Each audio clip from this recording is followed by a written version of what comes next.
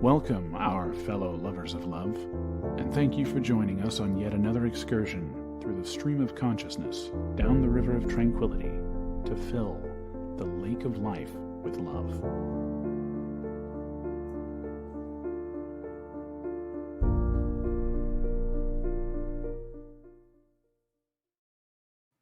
Good evening, our fellow lovers of love out there. We've closing out the month of May. We're going to talk a bit about bipolar disorder tonight, and this is something that is close to our hearts here. I mean, I've been dealing with it for, my partner for 12 years now. Almost 13. We've been together 13 years. July 8th is when we first met. And my poor Lovey has been dealing with it for a lifetime, essentially. Yeah, a lifetime. Essentially. So this is a complex and complicated discussion because most people don't even understand what bipolar this is. Terms get thrown around a lot. So hopefully we can help you clear some of that up, and hopefully we can explain to you how families and people, what they have to deal with to get through it. And everybody's journey on all these trips are unique. So we're going to talk about ours, and we're going to maybe see if we can help out. Solve some mysteries tonight. Maybe. Yeah. I think that's the goal tonight. And if you are bipolar, or if you think you may be bipolar, you're not alone. And there's hope, right? There's definite hope out there. There's much more understanding than there was when I started this journey with medication 30 years ago. Yeah, so we're not going to cause too long. So where do you want to start? Symptoms, causes? Symptoms and causes, yes. All right. Bipolar disorder, which I didn't actually know right here in the first thing, formerly was called manic depression. That causes extreme mood swings. That includes emotional highs and, deep lows. As high as the highs are, the lows are just as low. My most extreme high, I thought I was going to give birth to the next Messiah. I thought I was the next Mary. Yeah. Yeah, well. But I never did what other people did and sold all their belongings and struck off into the desert. I had at least that much presence of mind. Yeah, well, it's the highs and the lows are just as low. My lows are the very, very worst is suicidal ideation. Everything I look at, a knife, you should plunge that into your stomach. There's a light socket, you should stick your finger in there. It's a maddening way to live. And that's, unfortunately, I haven't had to be there very many times in my life. And when I get to that space, I choose to ask to be put into a safe space, an institution, for a couple days and have my meds reevaluated because something is very, very wrong. Yeah, because, you've worked very hard to try to understand yourself. And as your body went through changes, your medications had to change, right? And then you end up with that strange cocktail of medications that you end up with too many. And then you have to go change medications. And changing medications is no ball in the, walk in the park. No, it's not. It's its own journey. But these things have to be done. And if you have, people around you love you and have compassion, it makes it a lot easier, I think. And that's your role as supporters of people with bipolar. It has been amazing being accepted totally just for who and what I am. And I am free to do what I need to do to take care of myself. And I'm supported in those efforts. And how part of me hopes that that freedom to take care of yourself is actually relieves the pressure to have to, it helps even without actually having to do anything, right? Because you're not worried about having to be something other than you. At least that's no longer a worry. I began that journey with you when we first met, and I still am amazed by the level of acceptance and love and care I consistently receive from you. Well, it's because I get the same back. So it makes it a lot easier when it's a reciprocal relationship. It really does, right? You actually help and support each other even through the worst times rather than, use the worst times as, I don't know, points against somebody or something, how many relationships can work. Well, it was a very stressful time, and we didn't do it in front of a minister, but we promised to love each other forever. Yeah. So, you don't have to. You can do that in front of God. You don't need anybody else. If you believe in God, or you can do that in front of. Through sickness and in health. Those were your words. Yeah. What are you going to do? And we said them, and there you go. Yeah. And we feed that. That's what we feed. We don't feed the negative spots of our relationship. We understand we both have our moments. We understand relationships aren't perfect, but we feed the positive aspects of it. So when the negative comes around, it's not such an ordeal. I don't want to say it's not such a big deal. It's not such an ordeal. We know how to deal with it. Yeah, we do. Well, we've been doing this for a little while. We stumbled at first, but we found our way, what worked for us. Yeah. Well, I think the thing that worked for us is we wanted peace in our house and our lives. And so if you want peace in your house and in your life, you have to manifest that through yourself. You can't ask other people to give what you're not willing to. And it took us a while to find, it took us a while to figure how to navigate that and exactly what that means in our relationship. But that's no different than any relationship. Sometimes you don't know where barriers are until you smash into them, That's just how it works sometimes. And so we deal with that. Okay, so we're going to talk about here symptoms of bipolar disorder, and we've got the various types of bipolar disorder. Okay, with the depressed part, you may feel sad, helpless, lose interest or pleasure in most activities. When I lost the joy in seeing my grandchildren, I knew something was wrong. And I asked for a med change, and I did need a med change, and things returned back to normal, and I feel that joy today. And the euphoria, oh my God, how many times have I cleaned this house top to bottom? But that's what I do now. I still get in little manics, and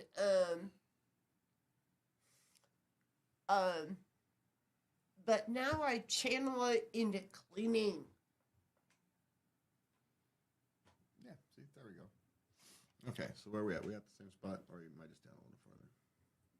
Where are you? I don't know. Symptoms? Yeah. Bipolar 1, you've had one manic episode. Okay. Bipolar 2 disorder, you've had at least one major depressive episode and at least one hypomanic episode, but you've never had a manic episode. Hypomanic? Okay. Lots of terms. Okay. Cyclophthalmic disorder.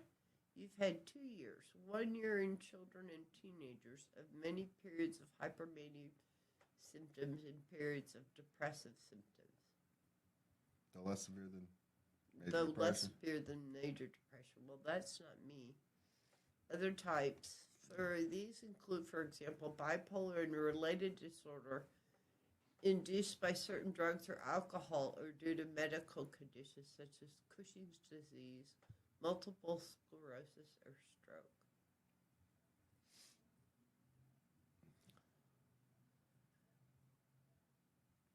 And bipolar 2 is not a milder form of bipolar 1, but it's separate diagnosis. It's why the manic episodes of bipolar 1 disorder can be severe and dangerous.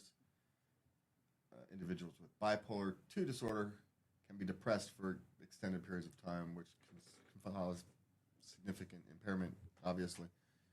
I was depressed for a long time. I didn't have a manic episode, and I was treated for depression for 10 years. And I started having manic episodes, but they weren't listening to me. So I went to the library and I went through, I think it's called the DMS, the psychiatric manual that explains disorders. And I had heard about this bipolar thing. So I compared the symptoms of bipolar with depression, and I'm like, man, I'm bipolar. I'm not a depressant.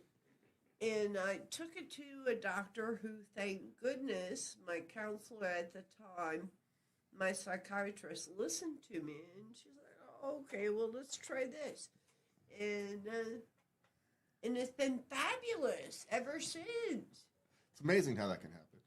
So just let's be clear, mania and hypomania are distinct types of episodes, but they have similar symptoms.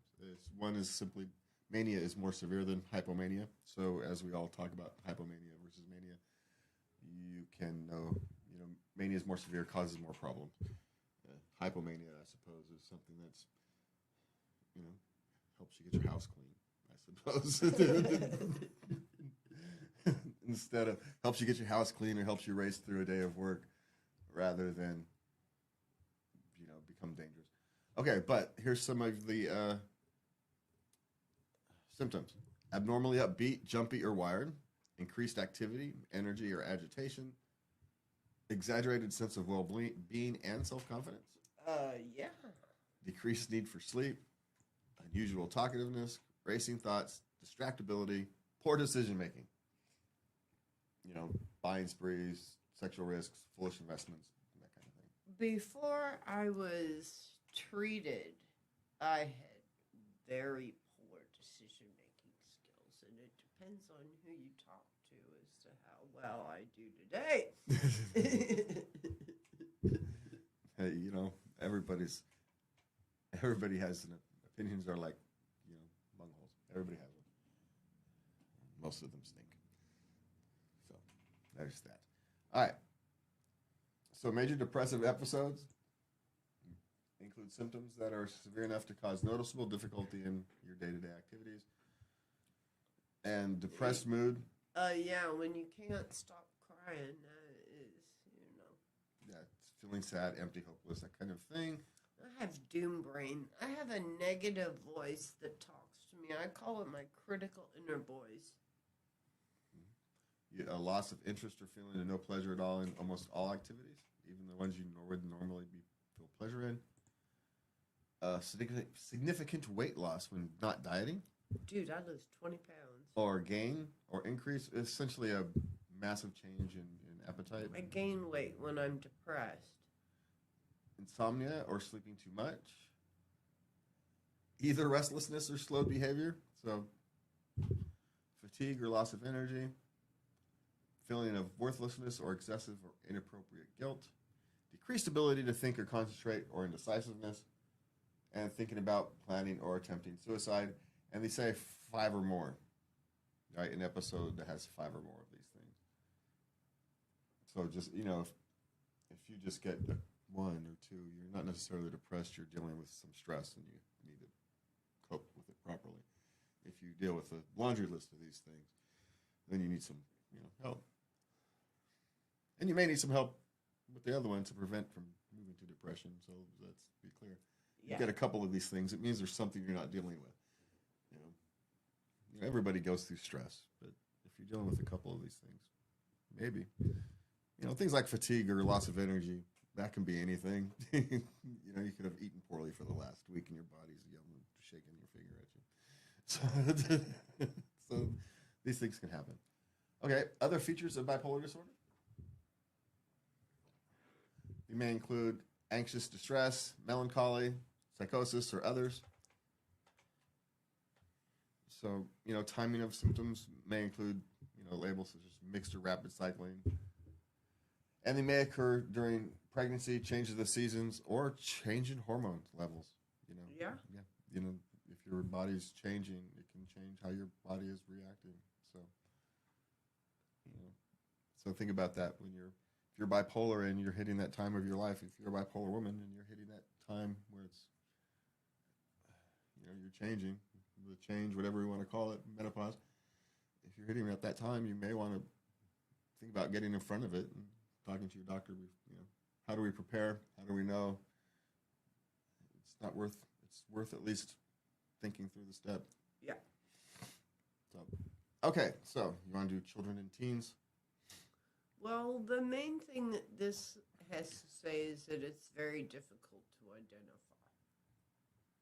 Yeah, because children and teens are so emotional. They're up and down kind of anyway. Yeah. So it's, because it is. It's their whole life. Oh, my whole life is ending. Well, no, your whole life isn't ending. But for them, their whole life has only been a few years. It is their whole life. They don't have any experience to compare it against. So you can understand it.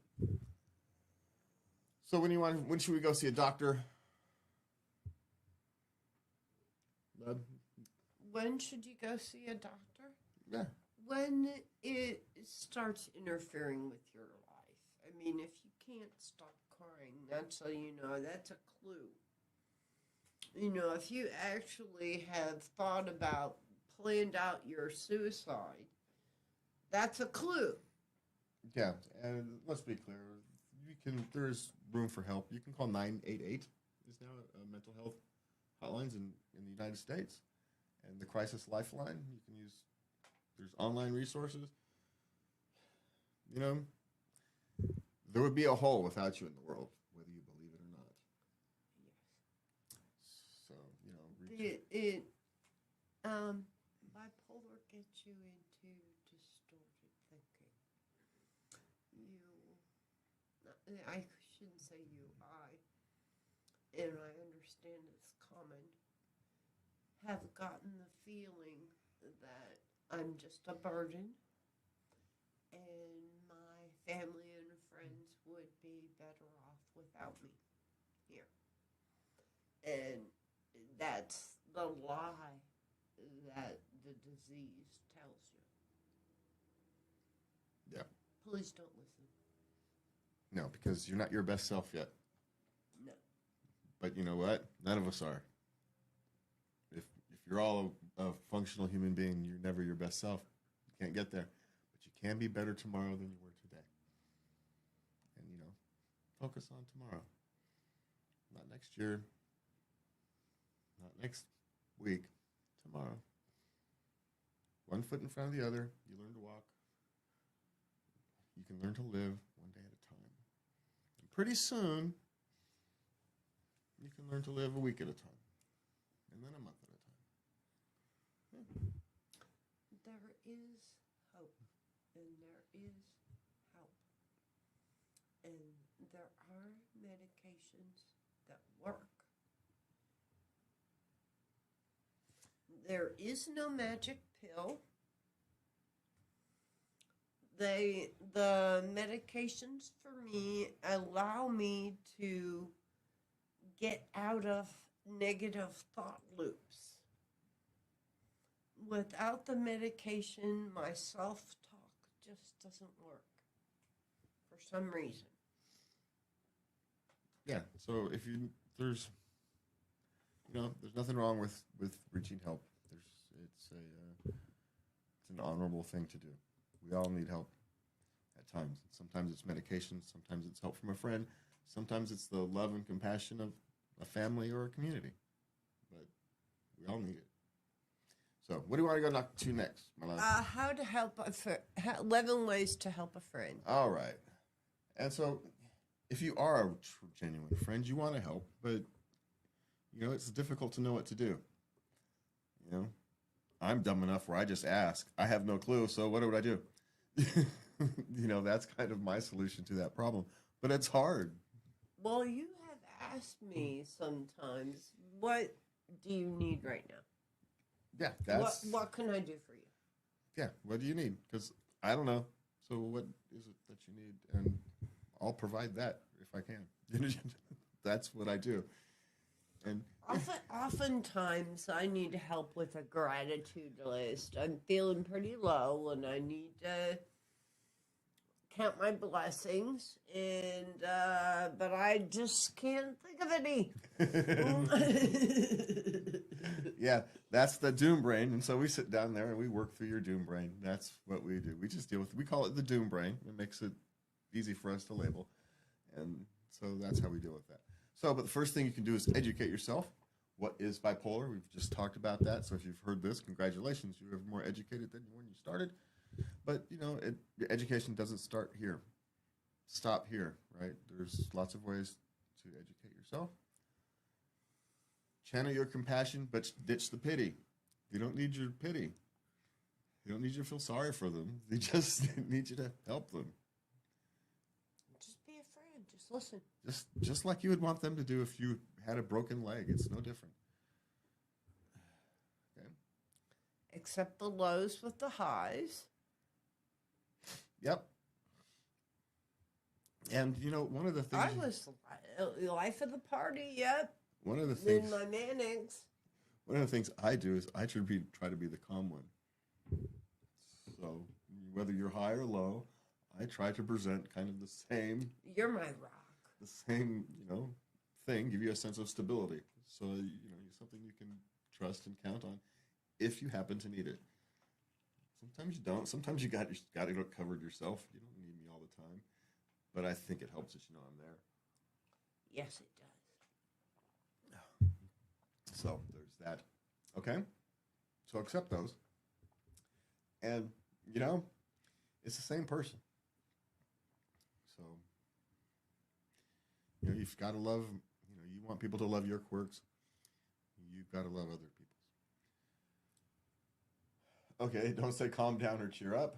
Well, don't say cheer up. There are actually times, though rare, where someone actually needs to be told to calm down. Just to change the way they're thinking, just to distract them, even if it just pisses them off and makes them think of something different. You're changing the track of thinking. So on occasion, it is an effective tool, but it's a tool used sparingly and with great. I freaking hate it. Well, I know, but that's the point. Calm down. But that's the point. If you ever pull If it I out, could calm down, I would calm down. yes, but see, now I've got you to change whatever you were thinking about. Now you're no longer thinking about what you're thinking about before. Now you're pissed at me for telling you to calm down. That's a victory. I can deal with that. Right? Success. Now, it's not something you pull out all the time because, it'd be silly. It's not always useful. But when it's useful, it's very useful. I'm just saying, it's expert usage there. It's just a small caveat with that. That's all I'm saying. If you really need to change someone's thought process, tell them to calm down. They'll stop thinking about whatever the hell they was bothering them. And now they're mad at you for telling them to calm down. But if that's the goal, is to get them to change their thought process, success. And trust me, it's not the first tool you've tried. It's kind of, all right, here it goes. It's like, I'm out of tools in my tool belt. It's the last one.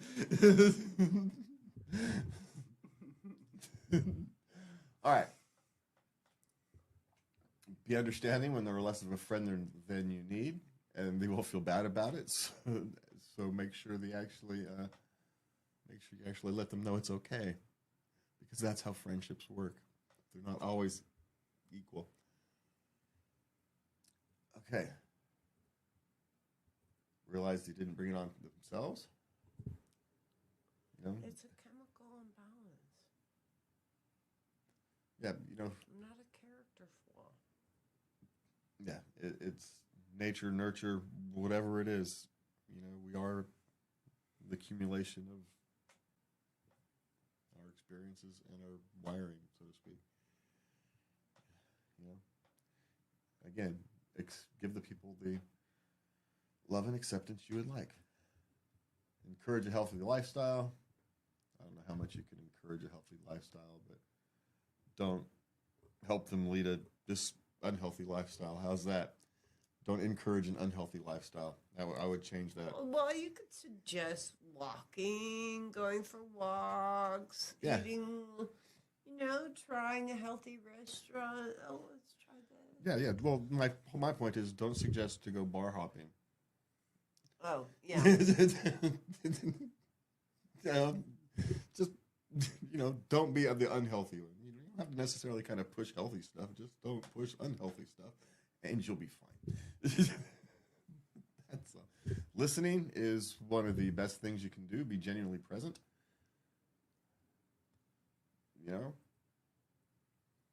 If you're asked how you doing, be sure you're ready to hear it, man. Yeah, and want to hear it. And here's the thing.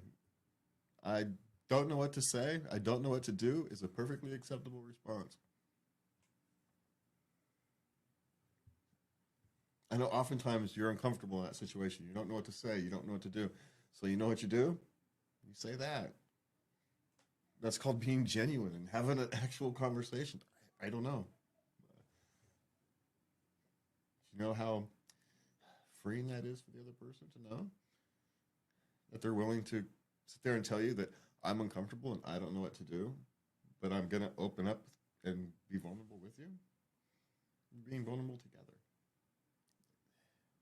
So to say, it's a wonderful response to tell someone how you're genuinely feeling. And if I don't know how to respond, is how you're feeling, then tell them that. They'll understand. Trust me.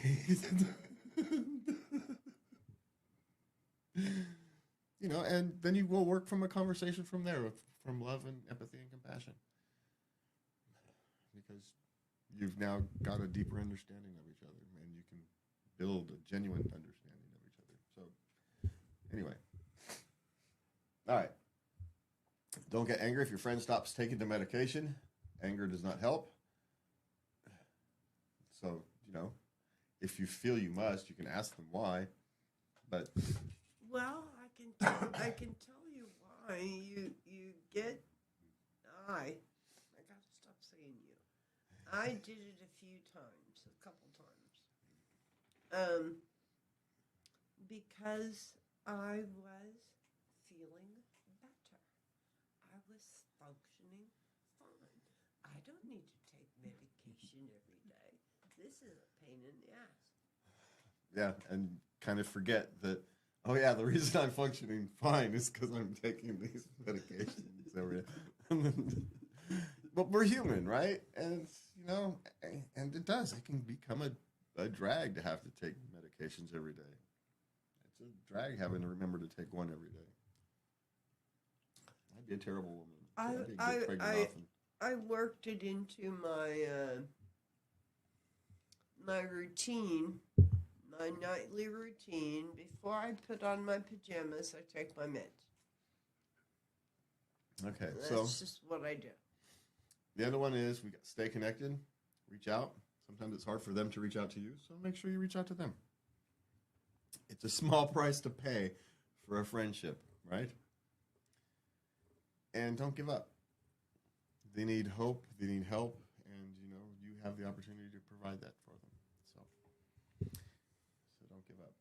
All right, Lovey, it's 9:30. Do we want to cover more, or do we want to move on to? No, I think we covered a lot. Okay. We'll leave that. Maybe we'll talk some more bipolar again in a couple weeks or something, because it's a big topic and it's an important discussion as our society deals with more and more mental health issues. The willingness to talk about these things and understand how to help those and help yourself is important. So, but do you have any last minute thoughts before we move on? Just that if you're suffering, you don't have to live this way.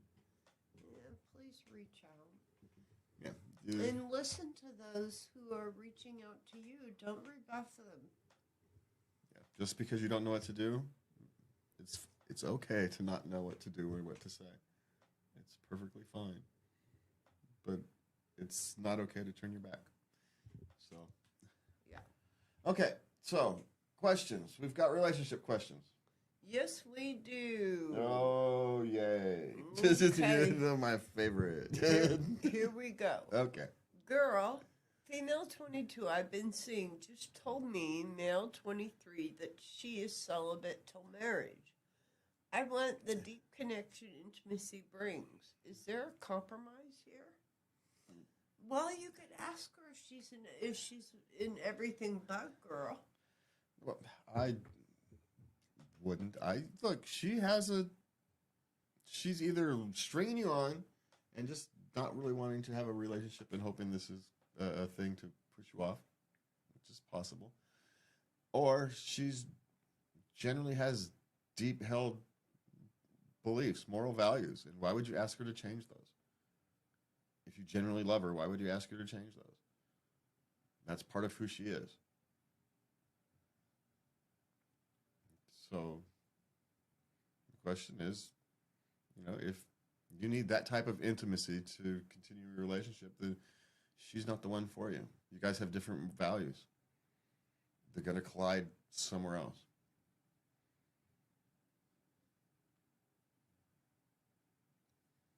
So, make a decision. I'm saying you shouldn't be trying to pressure her to change her Pressure, no, but a question, okay, do you do anything? I mean, are we kissing and holding hands? Are we talking jobs here? Are we, what? She is likely a religious fundamentalist of some form, or her parents are, and she genuinely believes that, sex before marriage is wrong. It's a sin. That's where that comes from. Why are you going to ask her to shatter her foundation of who she believes, what she believes? Why? Well, I'm just saying it's worth a conversation. The best way to... You want a dirty little secret? Man, I'll tell you this. The best way to break that barrier is to accept it.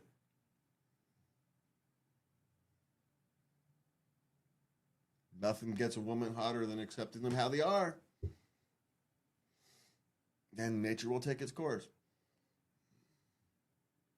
I'm telling you. Best way to a woman's heart is to accept her. You're setting off the marriage, the relationship on a wrong path if you're trying to get, either one of you is trying to change. I don't think she's asking you to change, but she can't. This is kind of a thing. So, relationships have these moments. What are you going to do? You going to accept her or not? She's said this is her line. She's not crossing it. And you have to respect it. That's what I'm saying. And if you actually want her to move it, the best way to get her to move it is to accept it. I'm just saying.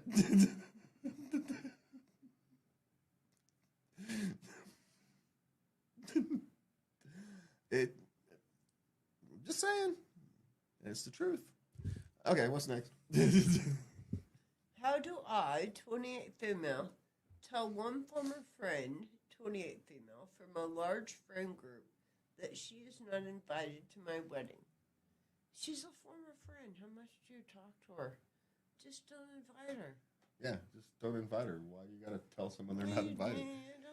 No, that's... Do you walk down the street and say, hey, you're not invited to my wedding, you're not invited to my wedding, you're not invited? No, just invite who's invited and let the chips fall where they may.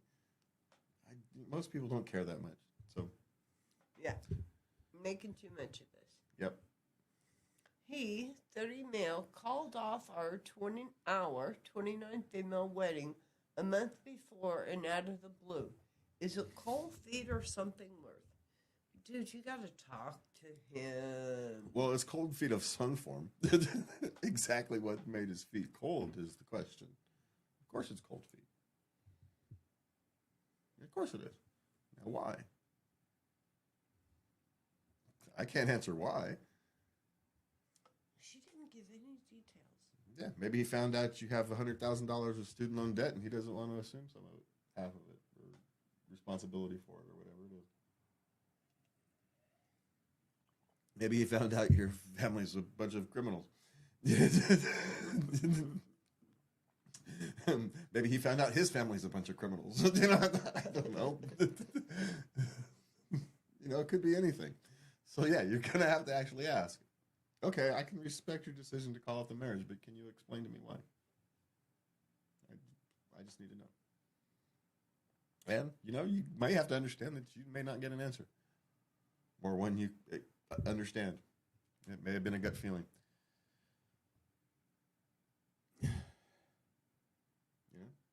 Or maybe he's got a job offer and he doesn't want, in Taiwan or someplace, and he doesn't want to. He thinks she'll say no. Who knows what it is? But I think thinking gets weird around marriage, around wedding time. So, distorted and weird. Talk about distorted thinking. So you're just going to have to ask him. Even though at 29 and 30, you think he would have told you. But, so, there's something here. Something's not adding up. So, ask. Ask. Definitely. You need some closure. Yeah. Yeah. Okay. I think my girlfriend, 40 female, threw a painting of me, 45 male, and my ex-wife away. How do I approach her about this? Okay. The ex-wife is deceased. Uh-huh.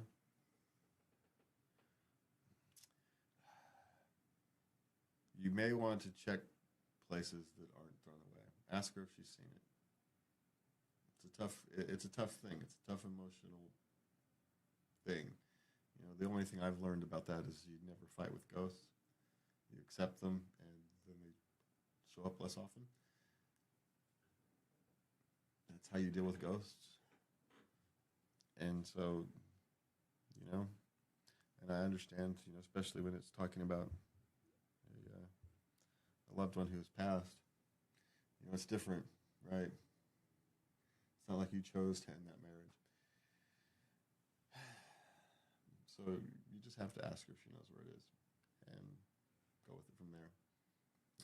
My hope is that it's just put somewhere off into storage. I would suspect it's just put into storage someplace. And that should have made a discussion before it happened, which is another discussion. But so hopefully you're not with somebody who would be that cruel. So, okay. And at 40, you think someone would be that a bit more mature. A bit more mature at 40, yeah. Which is why I'm thinking, if it was a 20-year-old thing, okay, someone's going to be immature over 25 or something like that. But at 40, you'd think they'd be more mature to, hey, I'm moving stuff around, I'm packing things up, and you stick it somewhere where you don't know where it is. That is my instinct. It wasn't out of malice. She's just packing stuff and put it away, and it's in a box somewhere. And she just didn't kind of realize she wasn't paying much attention. A thoughtless moment, sure, but is it, a crime of the century? No. But if she actually threw it away, then that may well be the crime of the century. So. Okay, parenting. Thank God. Parenting.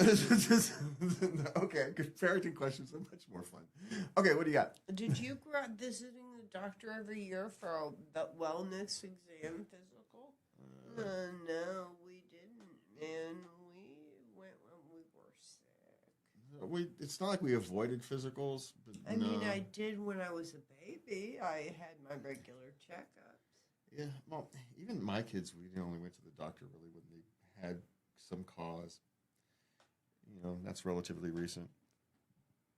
So no, and it's a pain in the butt. Even if you've got free medical coverage, it's just a real pain in the butt. And all they do is they weigh them, poke at them, everything fine? Yeah, everything's fine. And you go home. It's a waste of freaking time. And so,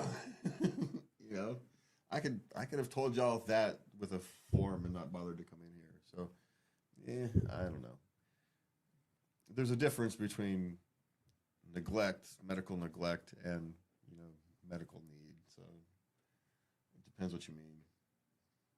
Did you never get medical care, or did you just not get routine medical care and you're wondering if it's normal?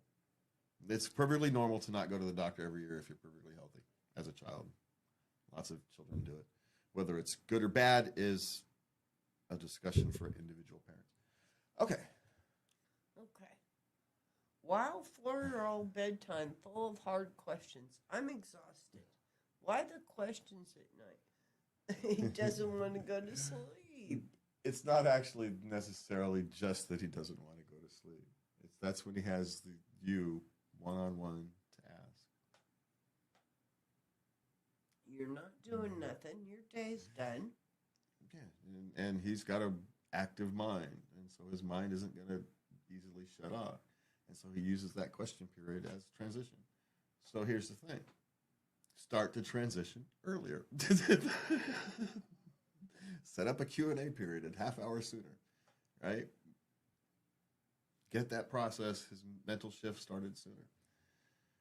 And it'll pay off in the long run. Won't pay off for the short term, but after 3, 4, 6 weeks, it'll pay off. Of course, it'll change in 3, 4, 6 weeks anyway, but starting the get to bed process, extend it when you have a wild child is the way to do it. You're not going to compress that. You're not going to get them settled down in a short period of time, so extend it. Okay. Start earlier. Start earlier. Yep. Okay. I snap, yell at my kids when I'm frustrated, and I don't know how to stop. Help. Okay, first of all, you're not alone. Yeah. First of all, this is like common throughout all of human history. Okay, frankly, throughout most of human history, just snapping at your kids, you're doing better than almost everybody in all of human history. So pat yourself on the back that you're only snapping at them. Seriously. I'm telling you, pat yourself on the back that you're only snapping at them because you could be much worse. You know, hey, you're a good parent. You know where the lines are. Snapping is as far as you can go. But what it means is you're stressed to beyond a point, and you need to find some way to alleviate the stress before it gets to the point of you snapping. Trying to solve that problem at the moment of snapping is the wrong approach. You have to prevent yourself from getting there. And so that's figuring out some way to alleviate the stress. Maybe it's letting go of the noise, feeling some way to deal with the noise, whatever it is the kids are doing. Maybe it's, giving them more routine. Maybe it's giving them less routine. It's hard to know without knowing the dynamics of the family. Maybe you need to extend when bedtime is. Transition. Maybe give up on the point of having a family sit-down dinner and just feed people at different times. So it's there's 100 ways to solve problems. The point is you've got to find the real problem and prevent you from getting to that point in the first place. Because if you're trying to solve this after you're already frustrated, you're not going to solve that immediately. That's a long-term problem of dealing with frustration without snapping. That's a long-term psychological work. It takes years. And you don't have that kind of time. So what you've got to do is prevent yourself from getting frustrated. Work on that part of it. You can work on the other stuff, but that's the long-time anger management things. Those take years to deal with. You've got an immediate problem. And so deal with the stress. Yeah. Okay. My dog growls at my 1-year-old. How to diffuse? I know nothing about dogs. I don't either. Take them to a behavioral.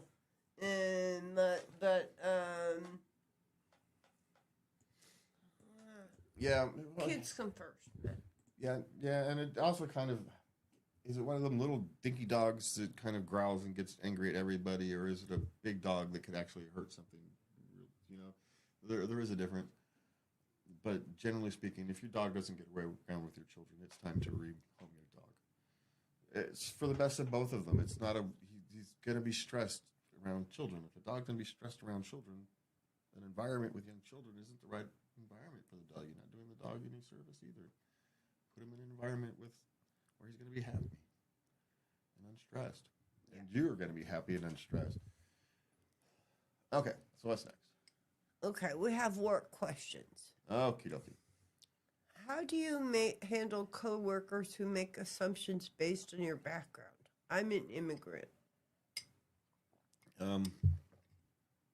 You deal with it the same way you deal with all these things.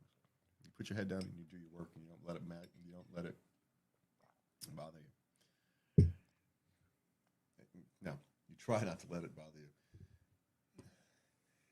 And over time, they'll come to see you're just the human being you are. It's an ugly thing, but it's just ignorance. And so how do you solve ignorance? It's by education. But you don't want to go wagging your finger at nobody. Nobody wants to live like that. So you just show them by being you. It's the best way to do it, with love and compassion. So you don't understand that everybody sees the world from their own perspective. What you see as assumptions based upon your background may then be trying to make you feel comfortable. And you're just miscommunicating because you have a different cultural background. If you can get a little understanding both ways, will go a long way. It's my suggestion. Because That's a good suggestion. otherwise, you're going to create a hostile, not a hostile, but a combative relationship, and you don't want that. So just, focus on your job, focus on you, just be yourself, and just like any relationship, you take time to build, and you build them by being your authentic self. And if they don't come around, the nice thing about the United States, is you can find another place to work. One that respects you as the human being you want to be. Okay, what's next? Do you morally agree with what your workplace stands for? Is it important? Well, do I? Yes, but because I generally choose where I work. Not everybody gets that opportunity. Some people you have to work at the factory in the town factory or the warehouse that you can get a job at because you're unskilled, or you have to drive a truck for whichever company will hire you, or you're a plumber and there's only one plumber company that's hiring you. You have to work there, and whatever it is, and they do business or have a business morality that's ethics that you don't quite agree with. We'll call it. It happens. And you know what you do when those things happen? You find your way out of it as soon as possible because it'll eat your soul. But you don't have to sacrifice your livelihood for that. You plan it, you be careful, and you work your way through it. Now, sometimes they're behaving in ways you morally can't. You just, crossing lines, legal lines and whatnot, you walk and you do what you need to do. But, sometimes your job is, let me put it this way. I edited a podcast the other day, a few weeks ago, for people that are completely politically different than me. But it was a job. They're not unreasonable human beings. We're just different. We have vastly different things. I did the best job I could, just like I would have done for anybody.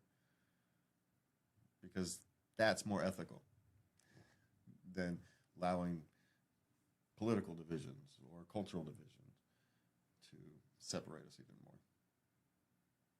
If you want a better place, you have to act that better place. So it's a long way of saying it depends, it happens, and you have to make choices. Most of the time, you make it so you can have these choices for yourself so you don't get stuck. That's the best you can do in this world sometimes. But yeah, don't work for a company that is completely against you. If you're, say a hardcore environmentalist, you probably don't want to work for Exxon. Yeah. But here's the thing: you probably wouldn't apply to Exxon. So, but if say an Exxon oil rig is the only, or oil refinery or something is the only job in town, and you've got to put food on the table, you're gonna have to make a choice. You're gonna have to move or work at the Exxon, right? Sometimes you have to do some things just to survive, so you can accomplish what you want later on. Yeah, just do it. Plan an exit as soon as you can.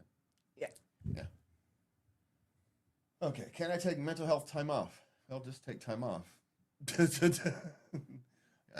Whether it's sick time, take personal time, just like anything else.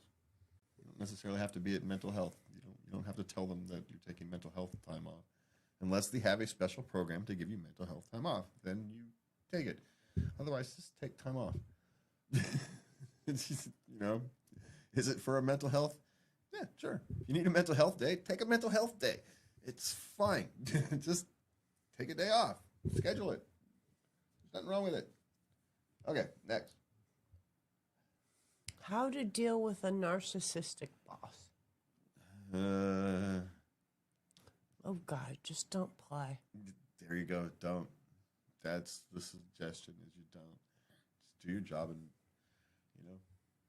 you can take advantage of his narcissism if you're good, but there's a thing about a narcissistic boss. You can ride his coattails right up until you see him about to hop off a cliff.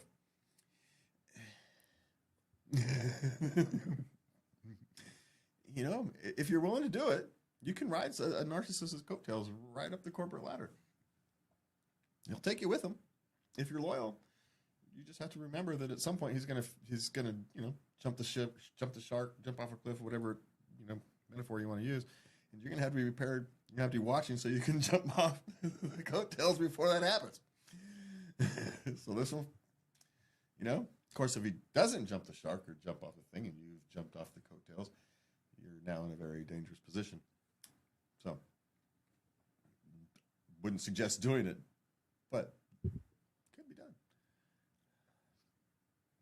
I couldn't live that way, but if you want to climb a corporate ladder, latch onto a success-driven narcissist. Otherwise, just don't play the game. All right, what's next? Okay, we have 6 questions.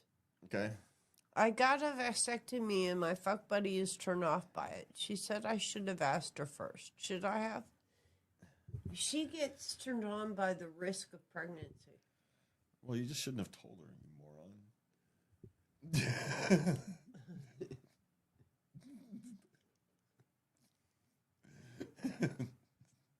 It's probably a smart move, but you should never have told her. It's not her. Technically, it's none of her business. She's a, you're not. It's just sex. You're not in a relationship. Yeah, it's just sex. Now, I can tell you that's more emotionally damaging than anybody you think, but you don't have any obligation to tell her that.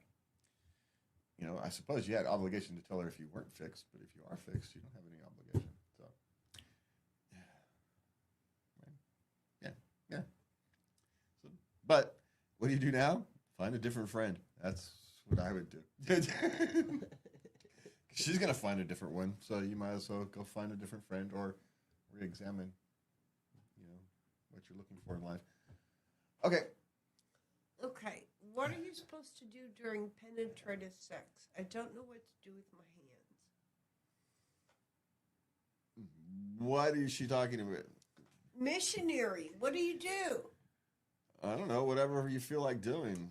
Well, start at the top, start with your hair and their hair in the back and work your way down as far as you can reach and then work your way back up. Rub, stroke, you're good. Stop thinking about it too much. It comes natural. People have been doing this for thousands upon thousands of years. Just relax, woman. That's all I'm going to say. Calm down and just let go. It'll be fine.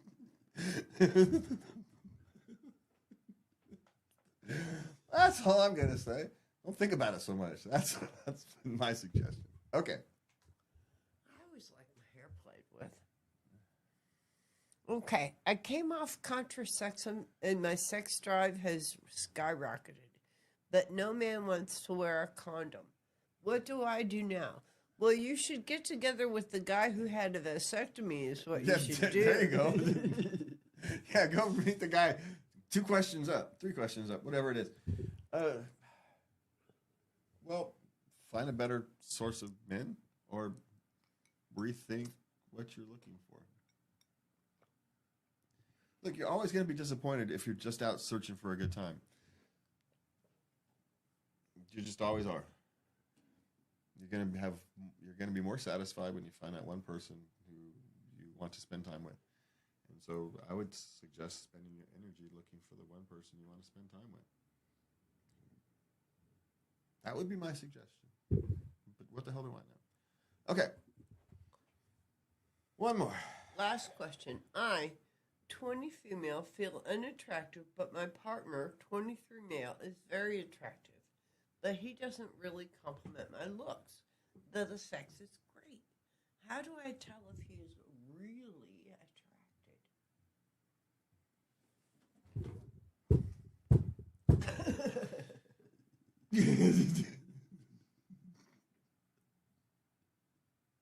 Because he's spending time with you. Men are terrible at giving compliments. We literally have to be trained. I suck at it. So it's just a thing. I do. I know. It's one of my failings. And so don't overthink that. That's my suggestion. The fact is he spends time with you. He's clearly attracted to some part of you. Maybe it doesn't have to be physically attracted to be sexually attracted to you. He can be attracted to your soul and your spirit. And so you are the most beautiful thing in the world to him. Rose-colored glasses, we call them. You're a Greek god to me. You should see you at night sometimes when you're laying there. I want to take a picture, but I know that would be wrong. See, I'm telling you, exactly. Rose-colored glasses. He looks like a marble statue. No, I don't. I look like a blob on a bed. But rose-colored glasses do wonderful things. So I appreciate them. But that's kind of the point is, don't worry about these things so much. I know you're feeling uncomfortable. You feel ugly.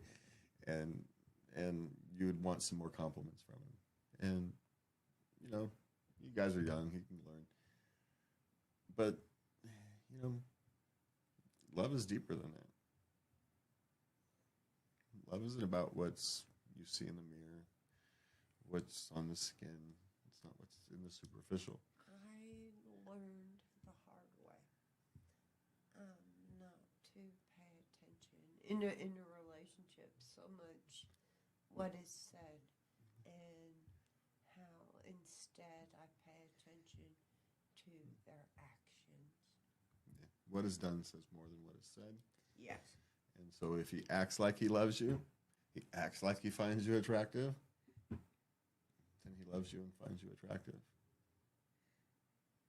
He just does. Don't ask him to explain it. He just does.